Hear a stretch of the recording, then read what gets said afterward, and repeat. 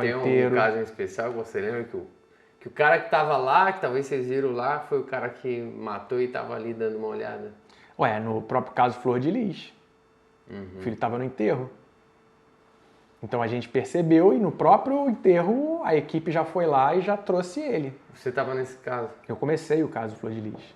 Caramba, esse caso foi... Acho que foi um caso difícil para vocês tocarem, né? Foi, cara. Pela pressão de mídia. Tudo, de tudo. Sociedade, de mídia, foi o caso mais complexo também.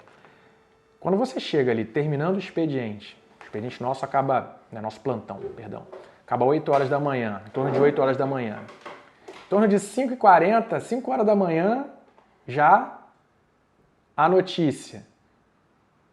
Caramba, que o marido de uma parlamentar federal tinha morrido. Imagina o caos. E aí, mas aí você tem que pensar assim, eu não estou indo investigar um homicídio por causa de fulano. A gente não investiga homicídios por causa da pessoa, a gente investiga o homicídio. Mas óbvio que há essa questão de você pensar na repercussão. Isso é invariável. Não tem como não pensar na repercussão. Já sabe, né? Já sabe, já prevê isso. E mais do que nunca, aí você tem a atenção focada para aquela situação, para a resolução daquele caso, daqueles fatos. E é isso que a gente tem que perseguir sempre. Tratar todos com indistinção. A gente trata todos de forma indistinta, ou seja, não tem ninguém melhor ou ninguém pior. São vítimas de homicídio. A partir do momento em que a gente faz isso, a gente foca na técnica. Aí você já foi com essa cabeça para lá. Isso, eu preciso ser técnico, eu preciso continuar sendo técnico, eu preciso fazer sempre, e eu saía da base sempre procurando fazer o melhor trabalho, sempre procurando fazer o meu melhor. Porque com a técnica, cara, ninguém vai refutar. Não vai ter pode ter a defesa mais robusta que for. Se eu apliquei a técnica da forma correta, isso não vai me gerar dúvida. Não vai gerar dúvida para um procedimento, para o processo.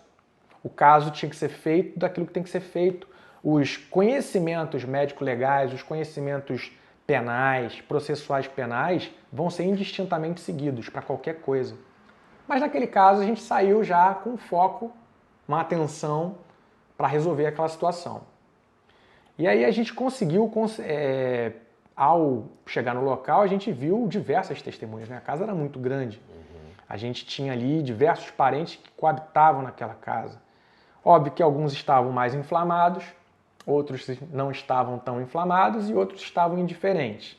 Então você percebia que havia um racha dentro ali daquela microcomunidade, né, daquela família, aquele seio familiar. E ao perceber que há esse gap aí de coesão, você tem que ir atrás do motivo. O que estava acontecendo ali? Existiam brigas? Não existia? Tem gente que está tranquilo, tem gente que está... Entendeu? Quem está mais tranquilo? Alguém viu? Primeiro, alguém viu? Ah, não, a gente ouviu, etc, etc, beleza, a gente estava aqui, a gente socorreu. Começa a identificar. Isso é técnica. Eu fiz isso naquela situação, mas eu podia estar fazendo isso em qualquer outra situação, assim como eu disse há pouco tempo atrás, na identificação dos inflamadores lá na comunidade. Identificou quem está inflamando? Identificou? Controlou? Beleza. Quem viu? Quem interessa pro fato? Quando tu chegou lá, tu já pensou, tem algo estranho no ar? Sim, sim. Por toda essa situação, tipo, porra, não sei se foi alguém que veio Pela dinâmica assaltar, de chegar parecendo que teria sido iniciado como um assalto. Mas aí eu te pergunto, irmão, quem que está sendo perseguido, supostamente, né, ele ouve essa informação, estávamos sendo perseguidos por uma moto, etc. Quem está sendo perseguido chega em casa de madrugada e deixa o portão aberto. Pontos fora da curva. Olha como é que pequenas sacações, que você tem que estar com a atenção ligada, voltada, focado para aquilo. Pequenas situações te levam a você reconstruir aquele cenário, porque no fim das contas você quer reconstruir aquela situação. Você quer perseguir o que aconteceu ali. Mas chegou lá e eles disseram que ele estava sendo perseguido. Isso. Só que aí, por exemplo, o cadáver já não estava no local, tinha sido socorrido. O carro que foi socorrido, no qual o casal teria chegado, não estava mais lá, já estava no hospital também. Então a minha perícia cindiu. Eu tive que fazer perícia em mais de um lugar. Eu precisava de elementos num local e no outro. Conseguimos elementos num local, no outro, identificamos pessoas, identificamos uma série de questões ali que estavam precisando ser respondidas e foram respondidas com técnica. Com técnica, sempre. Não adianta você querer chegar e por conta própria, isso que eu estou mais uma vez frisando, irmão. Não adianta você chegar por conta própria, eu acho que foi, meu irmão. Se não aconteceu aquilo, vai cair o teu argumento. Se a câmera disser em sentido contrário, teu argumento foi por água abaixo. Como é que tu vai comprovar? Como é que tu vai trazer elementos para te dar robustez ali no teu inquérito, no teu auto de prisão em flagrante, para você seguir adiante? Óbvio que nessa situação a gente acabou progredindo, né? Então houve aí um desmembramento em outras ações, pesquisa em análise de segurança, em análise de dados, saber se algum familiar tinha algum mandado de busca e apreensão ou algum mandado de prisão pendente, né? Perceber essas questões e, no final das contas, decidir. Essa é a atividade do delegado de polícia. Uma atividade de decisão, mas com base em fatos, com base na técnica. E não foi diferente. Não foi porque houve um homicídio em face de um parente de uma parlamentar federal, uma deputada federal. Foi porque a gente seguiu a técnica como ela precisou ser seguida. Da maneira como a lei preconiza, da maneira como os meus protocolos operacionais padrão preconizam. Então foi tudo com base na técnica. A gente seguiu a trilha que vocês com base chegaram ali e conseguiram realmente ter a convicção, pô, a família estava envolvida. Desde o início, porque um dos filhos, né, se a gente pode assim chamar, estava com um mandado pendente de busca e apreensão, em decorrência de uma outra ação que eu tinha feito 3 meses atrás, que calhou de naquele dia ali, né, a gente percebeu olhar, e essa pessoa acabou pensando que aquela apreensão que aconteceu naquele caso, né, era por causa do homicídio. Quando na verdade era por outros fatos. Então, ao acontecer isso, a pessoa já começou... Do celular? Não. Há uma questão referente a um dos filhos dela que tinha um mandado de busca e apreensão por conta de um fato envolvendo outro ato infracional que ele havia praticado enquanto adolescente, mas que, ao identificarmos que havia esse mandado pendente, ele, ao ser capturado, ao ser avisado, olha só, você está indo acompanhar a gente para a delegacia. Aí a pessoa já achou que o fato fosse um homicídio, no qual ele estava envolvido. Quando na verdade era em face de outra situação ocorrida meses atrás. Quando era menor. Um simples detalhe. E aí começou a falar, não sei o que, foi fulano. Opa, como assim? Vem cá, conta melhor isso aqui. Entendeu? Então os termos de declaração começaram a nos dar o norte certo desde o início, mas com base em uma situação ocasional. Né? Então a gente começou a desdobrar a investigação, a gente começou a ter detalhes sobre isso aí em face de situações... O cara meio que começou a se entregar. Exatamente. Ficar nervoso, Ficar nervoso, vomitar tudo ali, né? Achando que era o envolvimento que ele sabia enquanto pessoa, que tinha. E vocês de início não, tava outra coisa. Ele deu pra gente isso aí de mão beijada. Óbvio que aí a gente continuou a investigação e confirmou aquelas hipóteses. Né? Então, assim, diversas pessoas participaram dessa investigação e a gente acaba ficando, enquanto grupo especial de local de crime, restrito ao primeiro momento. Mas aí a importância de você ter essa compreensão de que nesse primeiro momento é fundamental que você atue de uma maneira séria, técnica, Olha coerente. A diferença que fez para a investigação nesse primeiro momento. Total, irmão. Mas você depois fica curioso, troca uma ideia com quem está tocando para saber mais ou menos. Qual que foi, os casos faz um tempo que eu vi, qual que foi a motivação exatamente desse crime? Existia uma série de situações envolvendo ali o caso, né? Jogo de poder, dominância. Então estava tudo muito mais voltado para esses nichos, essas questões familiares. Uma questão de poder que estava sendo exercida por uma pessoa e que não era para estar sendo. Uma introdução a uma questão sexual sensível também no seio familiar. Então, assim, um complexo de fatores levou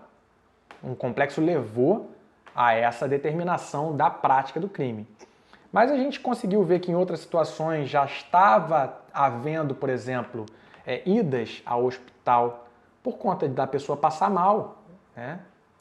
O pastor estava passando mal em algumas situações e depois foi perceber que a investigação mostrou que ele estavam tentando envenená-lo. Caramba. Ou seja, em algum momento aquilo já vinha sendo, aquela intenção já estava massificada.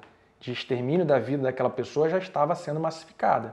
O que aconteceu depois é que uma forma distinta, vamos ter que resolver dessa forma, foi o que aconteceu. Então, assim, a série retrata muito bem, foi feita uma série, né? Uhum. A série retrata muito bem todas essas dinâmicas.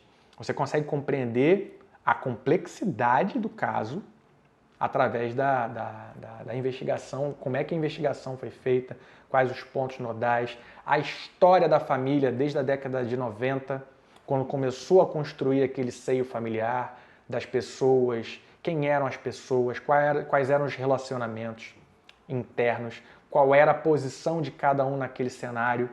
Então perceba a complexidade, não foi algo assim, vamos matar ele do nada. É por isso que a gente mostra, né, que a investigação tem esse viés de chegar até o fim da linha, até procurar a essência daquilo ali. E tudo isso, cara, me ajudou pessoalmente no que diz respeito à minha parte acadêmica, que a tese de doutorado que eu elaborei foi muito com base nessas questões. Legal. Então, assim, eu fui testando a minha tese nesses casos. O caso Flor de Lis foi o mais emblemático e que funcionou, né? Então, o desenvolvimento dessa teoria sua tese? Teoria da valoração crimino-fenomenológica. Tem até livro disso, foi publicado. Dá para traduzir? Dá. Pessoal? Teoria é uma tese que você valora, que você afere o crime de um modo fenomenológico. E o que é isso? Cara, aí entra a complexidade. Fenomenologia é um dos ramos da filosofia, mas basicamente é o estudo do fenômeno. Você verificar esse copo d'água em cima da mesa é um fenômeno. O barulho dele na mesa é um fenômeno. A temperatura desse ambiente é um fenômeno. Tudo aquilo que você pode perceber com seus sentidos humanos. E o que é o crime? Se não um fenômeno. Então, faltava no direito penal essa ponte entre o mundo natural, ou seja, aquelas coisas que acontecem no mundo da vida, no nosso cotidiano, para fazer a ligação efetivamente com o mundo jurídico. Porque a gente só tinha lá pronto, os institutos jurídicos prontos. Aí voltam as perguntas lá da época do militarismo.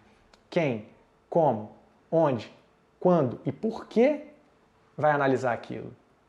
Então a gente percebe que no ordenamento jurídico brasileiro há um descrédito em relação à atividade da polícia judiciária, ao que ela efetivamente encontra lá no local, tanto que muitas pessoas dizem que o inquérito é dispensável, ou seja, você pode simplesmente nem ter um inquérito policial para promover uma denúncia.